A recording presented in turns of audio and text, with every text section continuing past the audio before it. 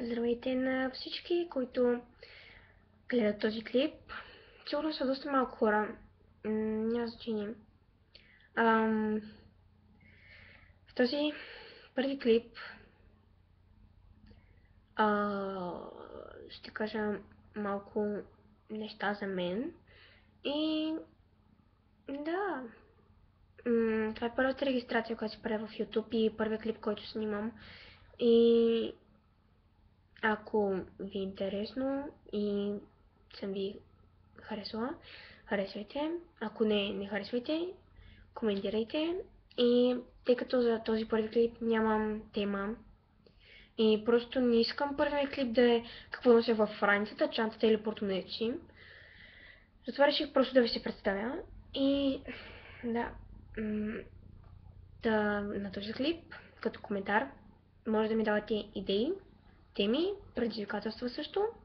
И всяка седмица ще правя по един нов клип и да. Първо, казвам се Цветелина Иванова. Имам над 10 прякора. Цуро, Цура, Цеко, Пластелина, Цветалия, Цветомира, Цветослав, Цветан и всичко свързано с името ми. Каквото ви хрумне, просто така му... Изпрънжа. Това е. Те всичките са измислени от мои приятели. На 13 години съм, от град Русе съм, училище Иван Вазов, роден съм на 23 август 2000 година, обичам суши, обичам да играя волейбол и да, това е първият клип, той е къс.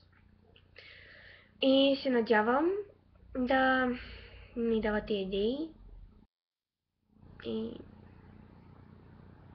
да, до следващия клип.